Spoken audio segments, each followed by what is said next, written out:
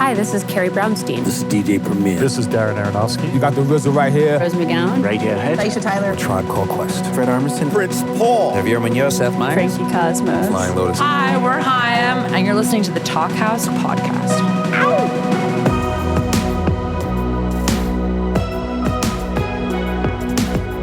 Hello and welcome to the Talkhouse Podcast. I'm Josh Modell. On this week's episode, we're diving deep into a chat inspired by two tribute albums to an incredibly influential musician, Sun Ra. Joining us are Meshell Ndegeocello and David Harrington. And man, do I have my work cut out for me in trying to introduce these incredible people and their careers. I won't even scratch the surface. Meshell Ndegeocello's biggest foray into the public consciousness, strangely enough, came on a duet with John Mellencamp in the mid-90s. But that's not at all indicative of her wide-ranging career, which also includes everything from go-go music to neo-soul to jazz to rapping on a Madonna song. These days, the Grammys had to create an entirely new category for what she does. She just won the first ever Grammy Award for Alternative Jazz for last year's The Omnichord Reel book. It's no surprise given her musical searchings that Ndegeocello is also deeply inspired by Sun Ra, the legendary out-there jazz composer and performer who traveled through time and space until leaving our planet in 1993. His legacy lives on, though, and Ndegeocello recently released Red Hot and Ra, The Magic City, which features new compositions, old sounds, and a fresh look not just at Ra's work, but his musical spirit. It's hard to explain, but check out a little bit of Bedlam Blues from The Magic City right here. But perhaps we've missed or didn't hear. As I recall, it seems people are just underwhelmed. They'll never see that far. Today's other guest is David Harrington, founding member of Kronos Quartet, which has been expanding the music world for 50 years.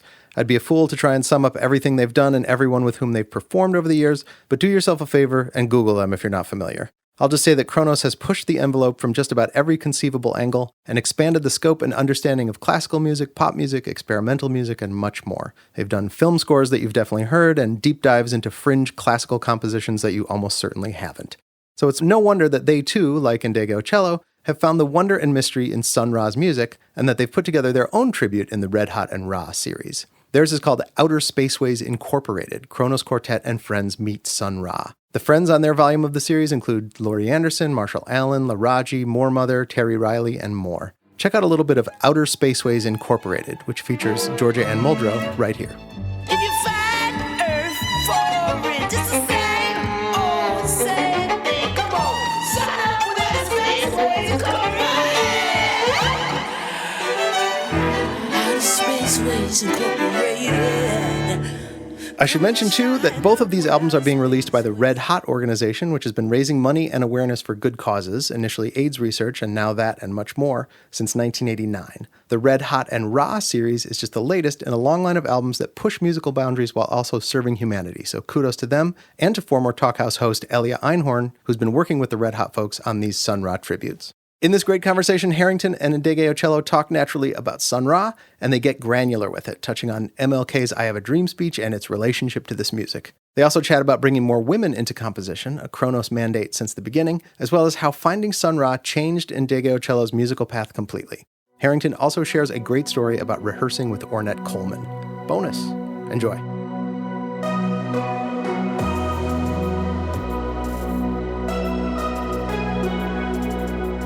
Nice to meet you, David. I'm really happy to meet you, Meshell. And the music that I heard, the Sun Ra work that you did is so beautiful and intricate. And there's a whole world there that you're exploring. And I just love it. Oh, thank you. And so, I mean, my first question is, how did you do it? Well, I listened to the work you made, and I have the same question. Did you approach it as interpolation, rearrangement, or self-expression? You tell me. How did you approach your project? What I wanted to do was bring some of my friends into this that I knew were Sun Ra fans and had spent a lot of their life being influenced by Sun Ra's music. And the first person I thought of was Terry Riley. I mean, let me step back. The real first person I thought of was Hal Wilner. Oh, okay. And I mean, I remember I saw Hal about 3 weeks before he died. And he said, we got to do something with Sun Ra sometime, Yeah. And then, of course, the COVID thing hit all of us, and especially Hal. And so when John Carlin brought up this idea, I thought, this is perfect. I don't know about you, but I wait for those moments that are kind of beyond belief in their perfectness, let's say. And to me, that was one of them when John mentioned that idea.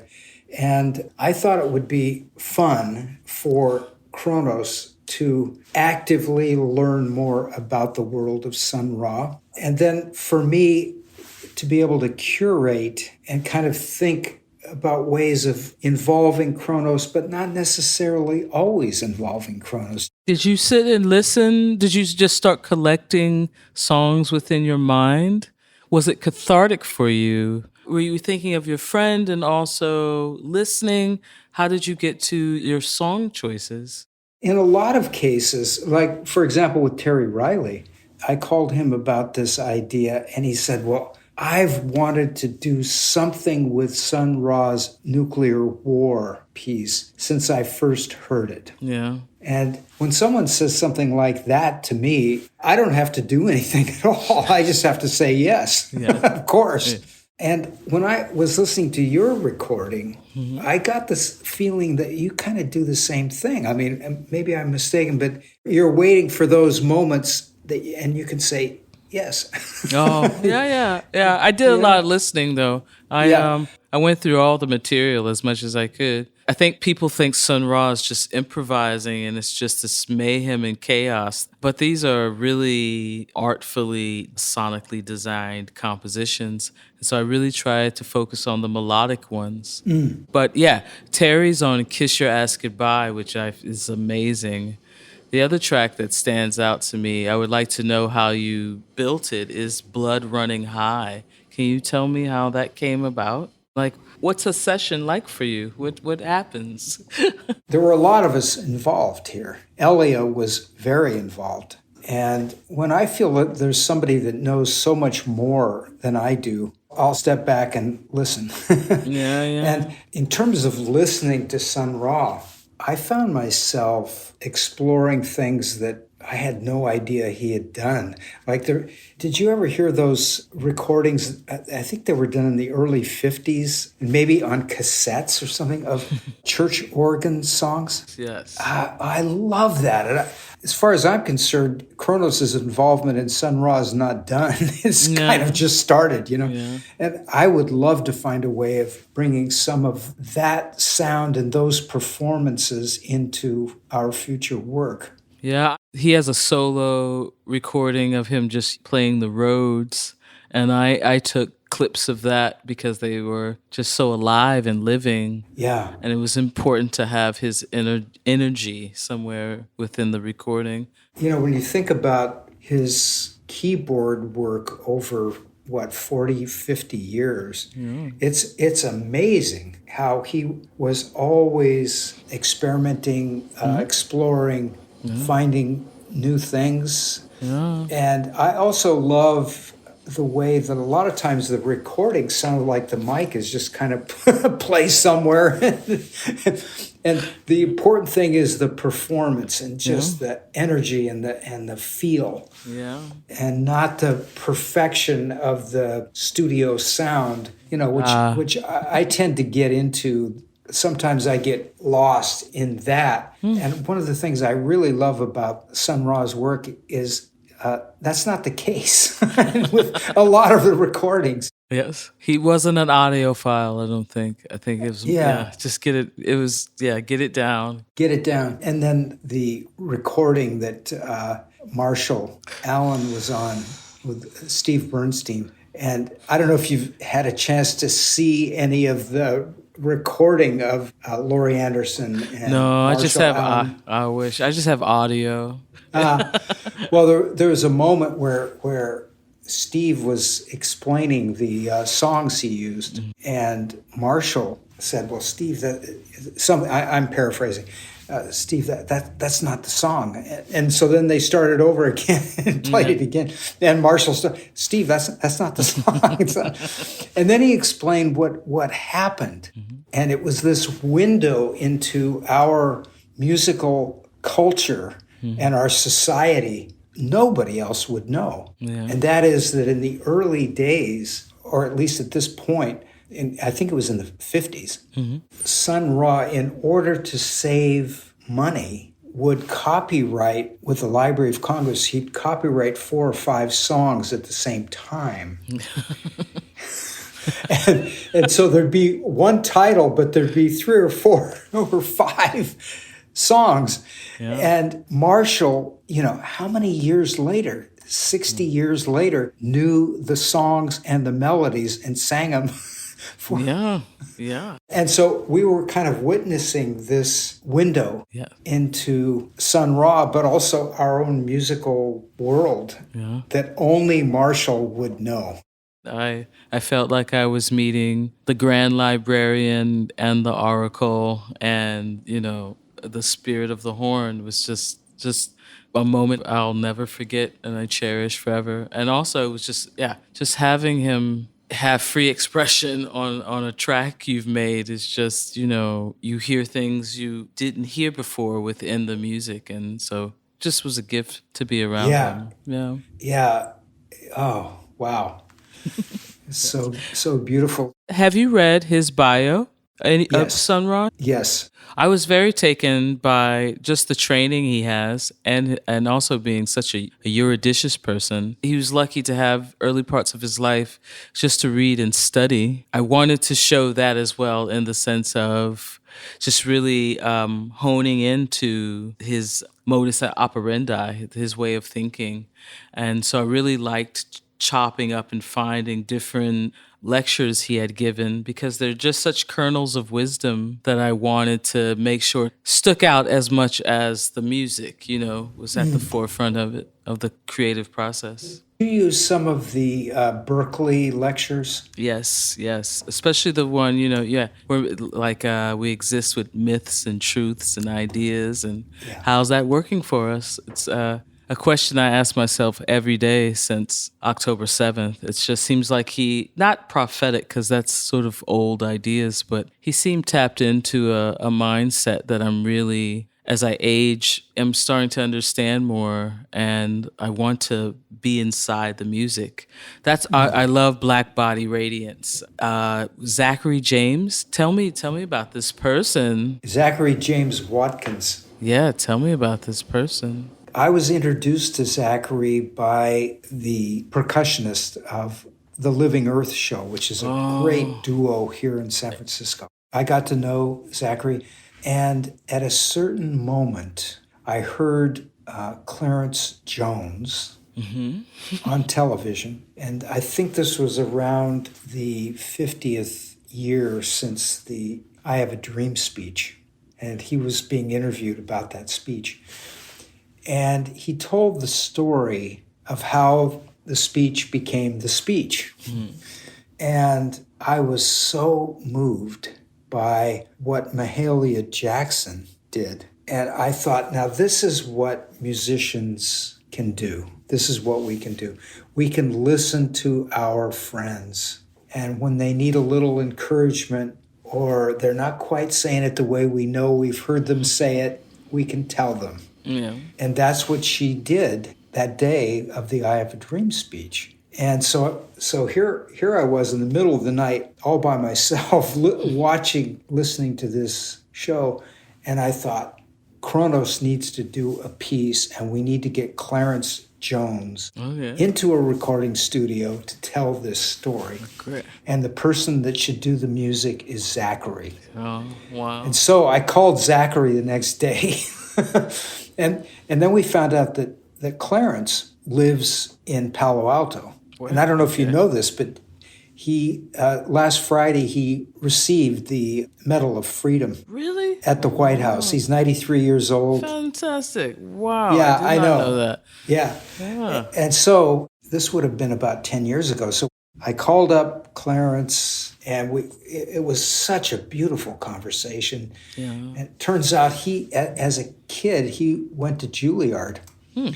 And his mom was hoping he'd go into classical music on the clarinet, and he wanted to do jazz. Yeah. Anyway, he didn't continue that much more at Juilliard, I don't think, but he's a musician. Yeah. And he thinks like a musician, and he listened to Martin Luther King as a musician. And so, when he says, well, I wrote a few paragraphs the night before the speech, it's not like he claims he wrote the speech. What he says is he heard Martin Luther King Jr. speak inside. He heard the voice, and he just wrote it down, No, it's one of my favorites. And there's so many parts that they only play certain parts of that speech, but one that I carry with me is that he talks about, the person of color is a fixed star in the imagination of their countrymen. And I wonder if he wrote that specific line. I'm paraphrasing. Is that near the... Still, it's towards the end, and it's a part they never really say, but just the connection between the cosmos and it just really spoke to me. But that track though is amazing, and Zachary James Watkins is I cheer him. Yeah, it's very beautiful. I love him, and actually we were just practicing his piece this morning because we're going to do it live for the very first time in San Francisco on June 20th. Wow. Yeah. That's amazing. So we needed to see if all the elements are together and we can do it. He made a backing track after we recorded the track in San Francisco. And we've only done it in the studio. So, but what a beautiful relationship. Amazing. And it started with Andy Meyerson introducing me, and then what we recorded at the Women's Audio Mission. What's the Women's Audio Mission? I want you to know about the Women's Audio Mission. Tell me. It's one of the best, I would say the Women's Audio Mission, the San Francisco Girls Chorus, and the Exploratorium are three of the best things in San Francisco. Okay. The Women's Audio Mission is essentially a school for young women to learn about recording. Fantastic. And Kronos has been able to record there a number of times, and that's where we recorded Clarence. Amazing. Good to know. And so all these young women got to hear Clarence Jones tell about being the person that took the manuscript of the letter from the Birmingham jail, put it in his pocket, and got it out of jail. Yeah. He's the one that did that. Amazing. And my daughter is a public school teacher. And before that day of the recording, I said, Bonnie, there's something I'm going to get to do. And I don't know that there'll ever be anything else in my life where I would suggest you play hooky as a teacher. But this is the one. And so my daughter came to that recording session and heard Clarence not only speak about the I Have a Dream speech, but then read from the letter from the Birmingham jail. And amazing. I want to send you that piece. I would love that. Yeah.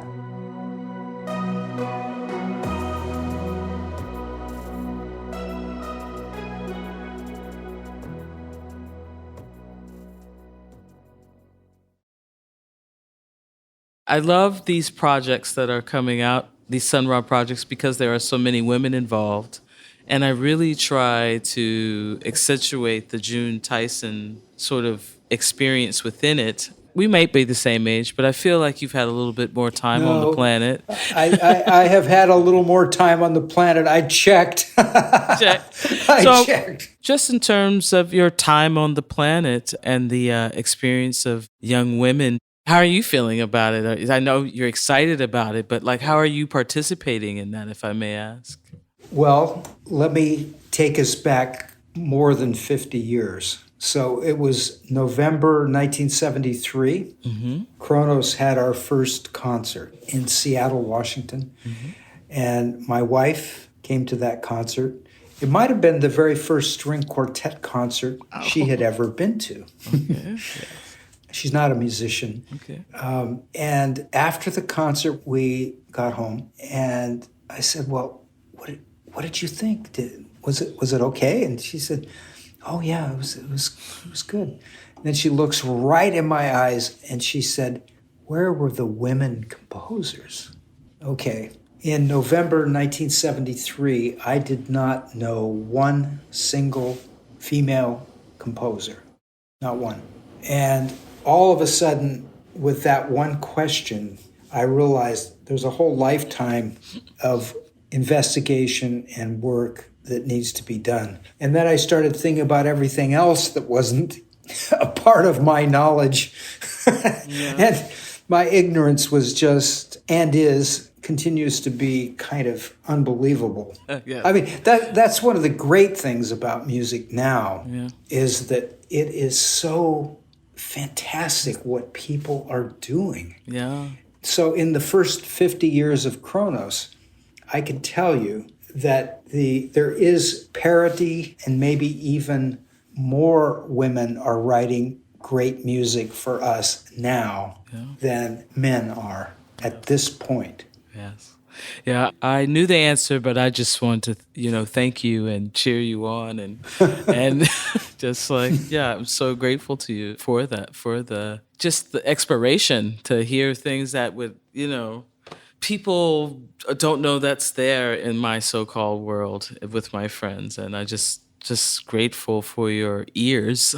I don't know if you found this, Meshell, but the way one arrives at a new musical experience or a new relationship in the world of music, or you find something you've never heard, or it's kind of mysterious and magical and wonderful, Yes. And what I've found is that people are so generous. I mean, if we hear something we really love and it just touches us, we want to share it. Yes. We want to give it to our friends, our family, our audiences. Yeah. I'm so proud and happy to be a part of the community of musicians. It's just the best, isn't it? Yeah, I mean, when I play music, it's the only time I feel raceless, genderless, and yes. I read that comment and I thought, you know what? I hadn't phrased it that way, but that's exactly what it is. Yeah.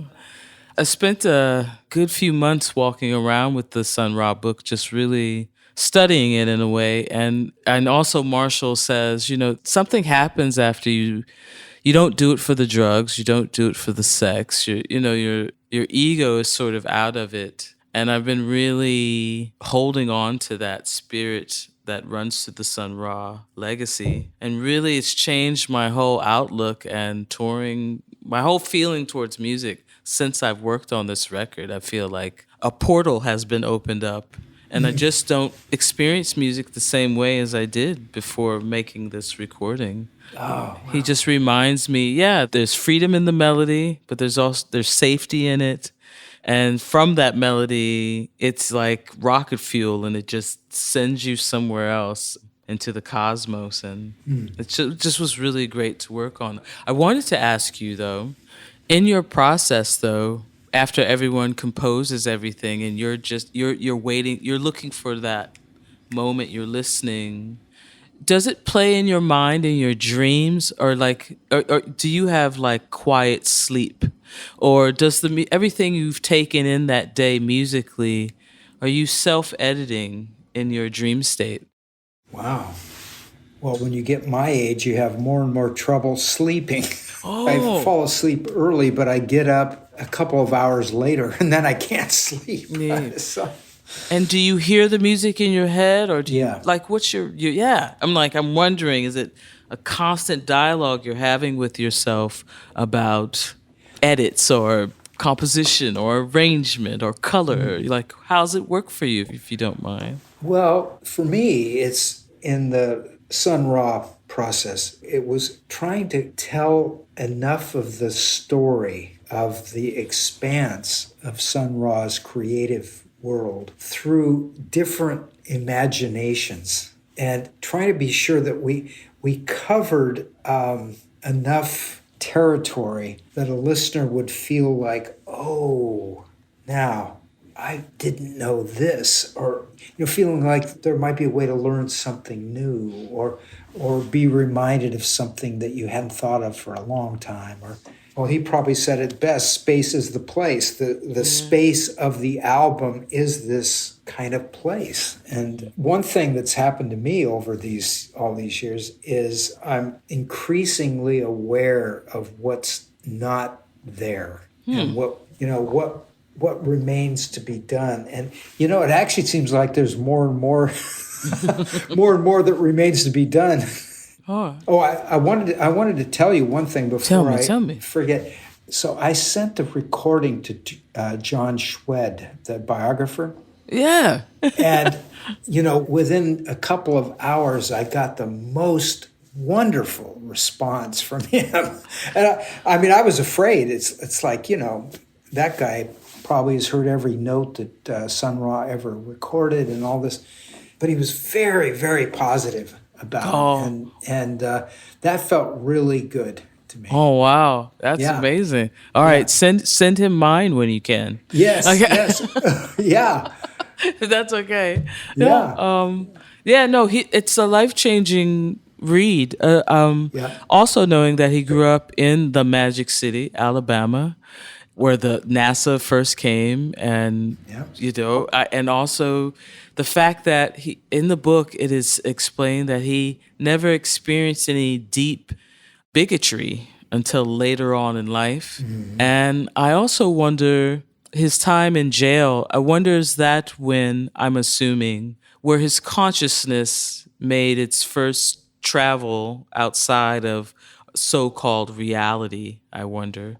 But yeah, just such an interesting man. And he also had a hernia, like pain. He lived in a constant, seemed like he had pain in the early parts of his life, chronic pain. I wondered that affect him, how that affected his work, and also his consciousness. Because I never feel in the book that they say that there is mental illness present. I don't know if you feel that. It's never said.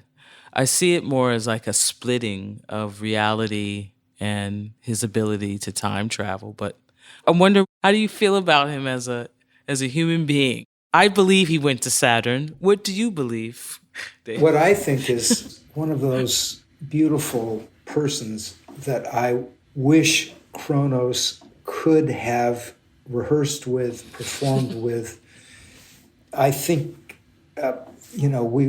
he would have expanded our frame of reference. We've had the good fortune to rehearse with some really marvelous musicians who have enlarged our scope. One of them was Ornette Coleman. And I'll never forget, we were trying to play this phrase together, and I thought it was pretty good, and we stopped and, Ornette, what do you think? And he said, it's not together. And I said, oh, okay, but we'll try it again. So we tried it again. And I thought, this is about as good as we can do. And then we stopped and I said, what'd you think, Ornette? He said, it's not together. Mm. And then it became kind of clear to me that for him, being together was not a line down through the center of a beat or, you know what I'm saying? It wasn't that. It's more like there's this feeling that is together. Yeah. And it doesn't matter where the line is. It matters that everything finds its place. And that's ineffable, unexplainable. And so we tried it again, and everybody just played where it felt right to them. And it was not together in the sense of a metronomic beat that is dividing time. But it had this feel. Yes. And that's what he wanted. Yes. And so we're using the same words and thinking totally different. It was a magical experience, actually. Oh, I can imagine.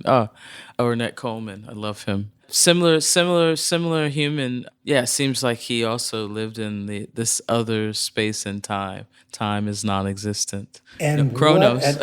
What a tone. Yeah. Oh, what a tone. Like a person talking and a bird yeah. and something else and sine waves and yes. Yeah. Harmologic? What was this? The method. Harmolodics, wasn't it? Yeah, harmolodics, yes. Yeah. Yeah, you're going to make me go down that rabbit hole. Yeah. Well, then there's the experience of being in a recording studio with Astor Piazzolla.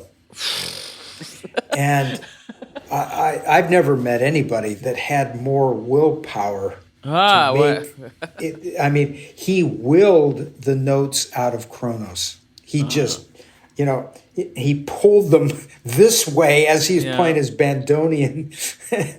And we were just kind of there witnessing the willpower. And he had Band-Aids on his fingers because his skin was very thin by this point. In the holes in the bandonion. And obviously it was tough for him. And it was the quickest recording Kronos ever made. I think about 2.5 hours, we recorded the whole piece. Wow. I saw you at a rehearsal with John Cale. I don't know if you remember that. At a BAM show. I was just, and and you were very patient.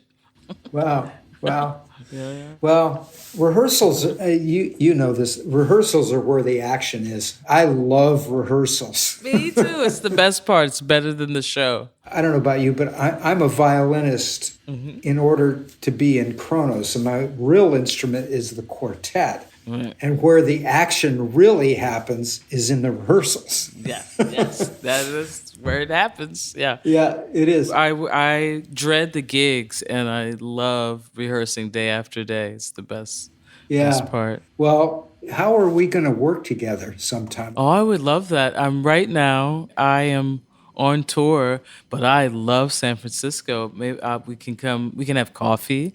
We can read, and then let's see what magic story we could tell. Because you're right, it's all about what can we do with this magical music, and what stories can we tell each other. And so I would love to make music with you. That'd be fun, a dream come true. Let's figure it out. Plus, I believe in string players and choirs. I believe they're going to be the succor, the saving grace of winter that's coming. And I look forward to less electricity and more rosin and breath and, gut bucket strings and wood. And so I hope this comes to be, Well, you know what? I think we can make things happen. That we have a little bit of power, and that can be like, okay, it's not acceptable until certain things happen. Yes. Oh, thank you for your time, David. And it's great to be included, the Red Heart organization.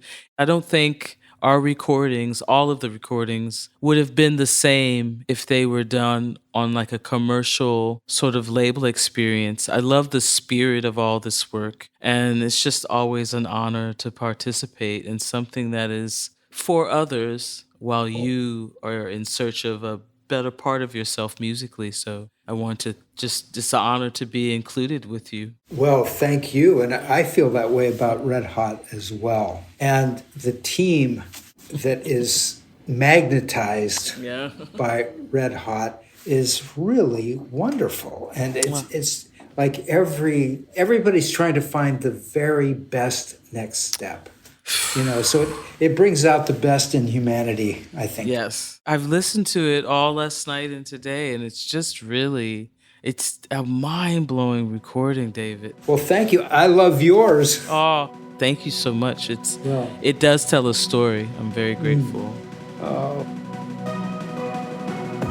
Thanks for listening to the Talkhouse Podcast, and thanks to Meshell Ndegeocello and David Harrington for chatting. If you liked what you heard, please follow Talkhouse on your favorite podcasting platform, and check out all the great stuff at talkhouse.com. This episode was produced by Myron Kaplan, and the Talkhouse theme is composed and performed by The Range.